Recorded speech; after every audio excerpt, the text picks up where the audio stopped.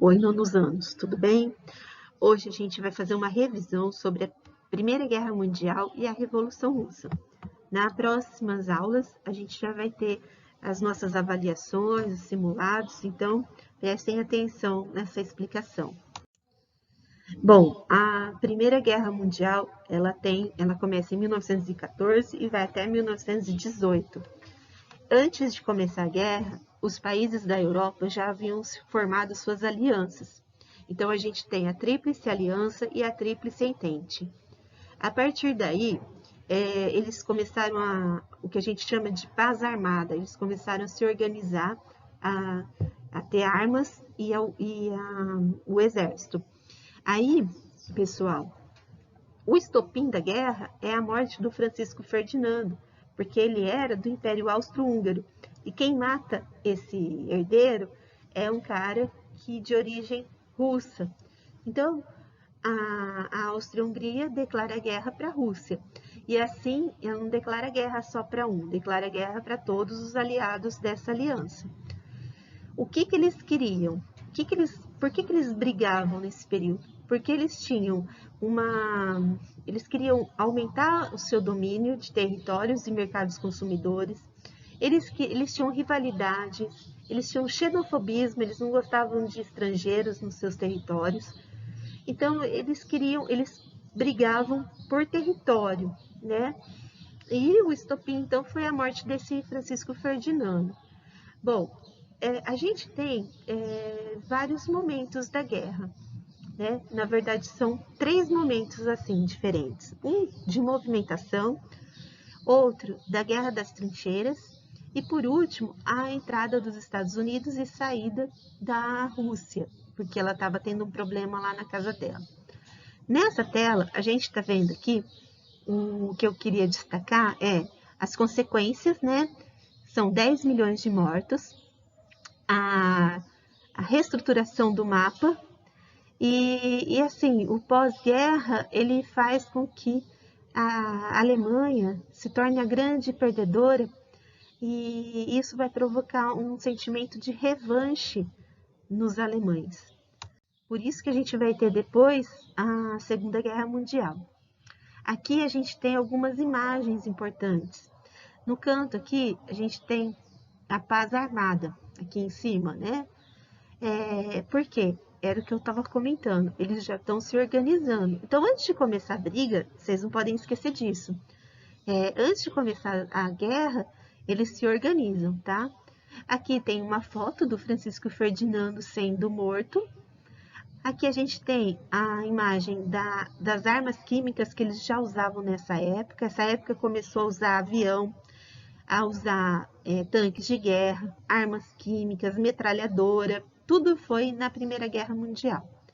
Aqui embaixo tem onde eles ficavam nas trincheiras, porque o segundo momento foi a Guerra de Trincheiras. E aqui, por último, que eu quero destacar, é que quando os Estados Unidos entrou e a Rússia saiu, ficou fácil para o lado da Tríplice Entente ganhar a guerra, né? Então, a gente tem uma reestruturação do mapa político através do Tratado de Versalhes. O Tratado de Versalhes acaba com a Alemanha. Se vocês perceberem aí, é que ficou um pouco distante, mas a Alemanha era um país grande junto com o Império Austro-Húngaro. E aí ela foi dividida em vários países, Polônia, Tchecoslováquia e outros aí que surgiram a partir dessa guerra, ok? Agora a gente vai falar um pouco sobre a Revolução Russa. Olha, se eu falei que a Primeira Guerra foi de 1914 a 1918, a Revolução Russa ela começa em 1917. O que acontecia lá? Os russos eram a maioria explorados pelo czar e eles vão se revoltar, né, contra esse sistema. Eles queriam, na verdade, que o governo saísse dessas guerras que eles estavam. A Rússia estava em guerra lá na Europa, com a Primeira Guerra, e também estava em guerra com o Japão.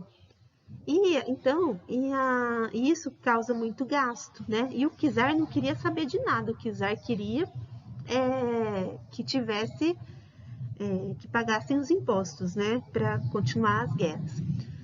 Mas aí as pessoas começam a ter até fome, né, porque não tinha como pagar mais impostos. Aí, quando a população vai se revoltar, acontece um negócio lá chamado Domingo Sangrento. Então, o czar manda matar todo mundo. E isso provoca uma maior revolta ainda. Nessa época, eles estavam organizados em dois grupos. Os bolcheviques, que eram a maioria, e os mencheviques, que eram a minoria. Aí esses dois grupos, unidos, eles tiram o czar do poder. Beleza, mas quem que ia ficar no poder? Aí eles começam uma briga entre os dois, que a gente chama de guerra civil, entre bolcheviques e mencheviques. Quem ganha? Os bolcheviques, tá? O primeiro líder deles chama Lenin, e o Lenin fica por 2 anos só na presidência, né? Vamos dizer assim, como líder do partido, né? E depois ele morre. E aí embaixo aqui nessa foto tem o Stalin e o Trotsky. Então aqui em cima na foto que tá Pão, Paz e Terra, esse era o lema dos russos liderados por Lenin. O Lenin, então, ele era do lado bolcheviques, tá? Lenin, Trotsky, Stalin, esses nomes são importantes. E do lado mencheviques é um lado que, assim, lado da burguesia, dos patrões, tá? Eu nem vou falar o nome dos líderes dele, mas só que tem na tela, chama Kerensky, tá? Bom, o que vai acontecer? Agora a Rússia passa a ser União Soviética, União das Repúblicas Socialistas Soviéticas. Por quê? Vocês observarem aqui no mapa, todos esses países aqui, eles vão se unir aos ideais socialistas. O Partido Comunista, liderado por Stalin, ele vai governar a União Soviética até 1957. Esse governo, ele vai fazer com que a União Soviética se torne a segunda maior potência do mundo. E assim, ele vai estabelecer uma certa, entre aspas, que eu estou deixando bem claro, igualdade na população. A população realmente vai ter a paz, vai ter o pão e vai ter a terra. Só que tem uma coisa que eu gosto de falar aqui, uma crítica, é que apesar de ter todo esse socialismo, o Partido Comunista era muito autoritário.